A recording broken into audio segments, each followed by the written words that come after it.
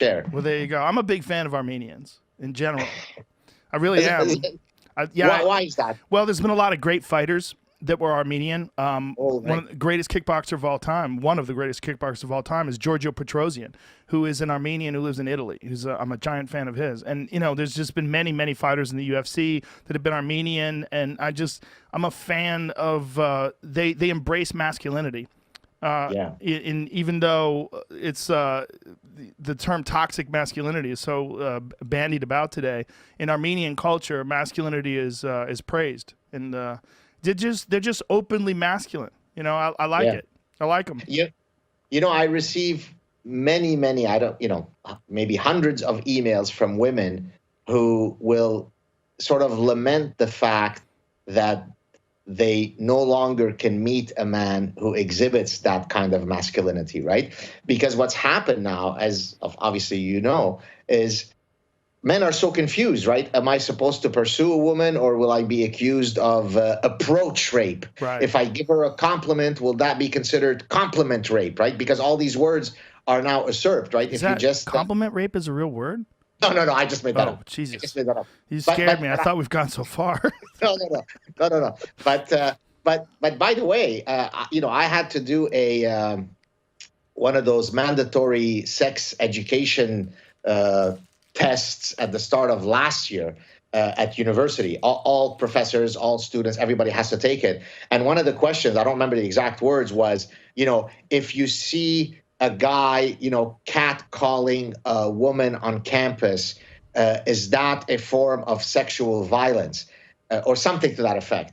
And I knew what was the answer going to be, so I answered no, and then it kind of prompts you, and it's like, no, it is a form of sexual violence. And then they kind of explain it to me as if I were a 3-year-old child who hasn't yet mastered the dynamics of being social amongst human beings. And so while I might have been satirical about the compliment rape, we have gotten to the stage now where it is mandatory for university participants, whether they be faculty members or staff or students, to take these mandatory sexual, training manuals. It's insane. I kind of understand why they want people to think differently about harassment. I get that. I mean, I would hate to be, look, I've been hit on by gay men. And it's odd, it's complimentary, but when they get it, but I've been hit on only a couple times in my life, but a few times where it was aggressive, and I was like, what's different is, first of all, the man who was doing, one particular guy who was doing it, that was the most aggressive that I can remember, was not physically dangerous to me. Like, I could have killed him if I wanted to. Right. So I was like, listen, man, stop. But the roles weren't reversed. But like, if it was Mike Tyson who was doing that to me, I would feel terrified, because if he wanted to beat me up and have his way with me, there's not a lot I could do. I would kind of be, and it's also called prison. Yeah. So I don't have the understanding that a woman would have when a woman is being approached by a man. There's a very real concern that she could be raped. Yes. I don't have that same concern unless someone's drugged me or done something. If the man is weaker physically than me, I don't have that concern. But I try to look at it from a woman's perspective, and I get how catcalling, if you're a woman, particularly if there's a large group of men, and they say things to you, that's terrifying. It could be terrifying.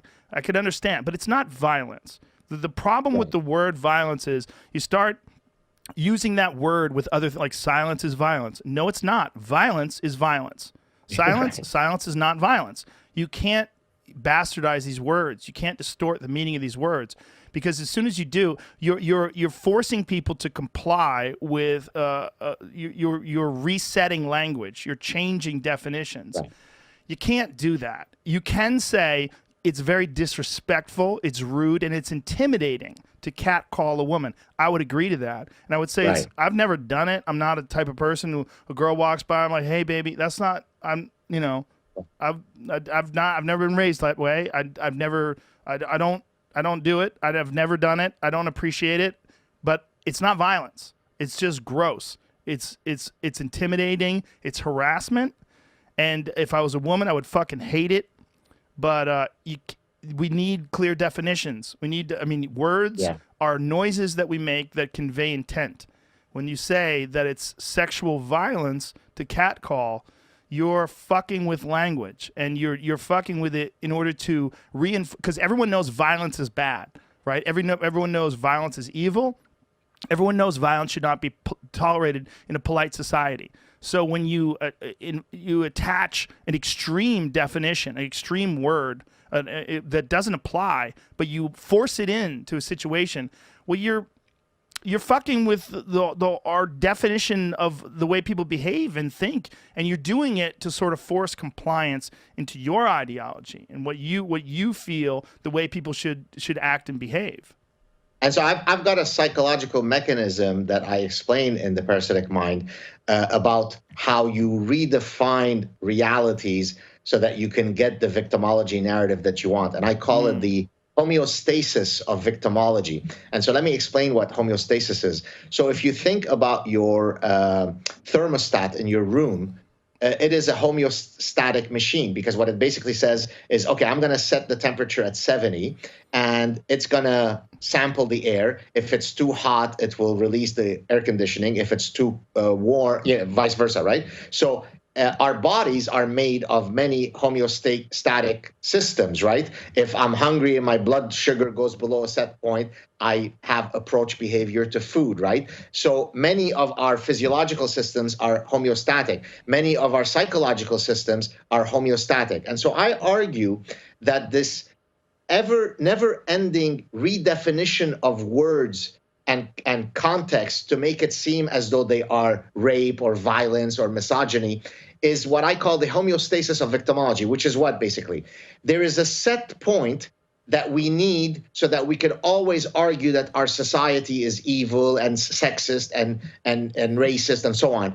If the reality is that you can't identify that sexism and racism, you simply redefine words, redefine concepts so that you could get your set point. You follow what I mean? Yeah. So, and there's a similar concept that's called concept creep from an Australian psychologist that argues along the same lines, right?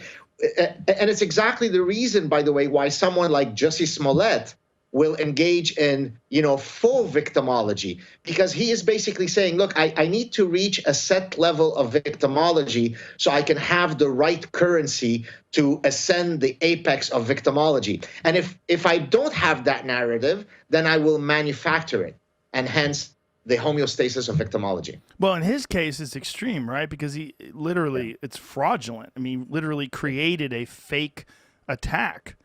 But this is, we know that. I hate the narrative like no one would ever fake an attack, or no one would ever lie about being harassed or attacked or even raped. Of course they would. People lie about everything. Like the idea that human beings would never lie about something, that is such a gross generalization. There's a reason why there's a word called lie. There's a reason why there's a concept, because people engage in it, and because we can't read minds. And since we can't read minds, people can deceive.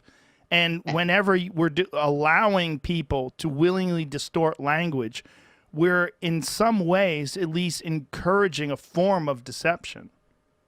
Exactly right. And I mean, isn't it incredible how the onus on believing changes as a function of the political affiliation of the supposed victim, right? So when I can't remember her name, Blasey Ford, came up, the night before his Kavanaugh's confirmation or whatever, to say that 36 years ago it may have happened somewhere, and I'm not sure where, and I don't know if it happened. I don't have any details. Well, hashtag believe all women. When a woman came up against Joe Biden with apparently more evidence. Now, I don't know the veracity of each of their accusations, but it was certainly the case that the accuser of Joe Biden had as convincing evidence, if not more, than the former case. But now it was no longer hashtag believe all women, right? And so it demonstrates to you how ugly these hashtag fast and frugal strategies are. Rather than sticking to first principles, which is people are presumed to be innocent unless there is overwhelming amount of evidence, we either fry someone or not as a function of political expediency. It's grotesque. It is.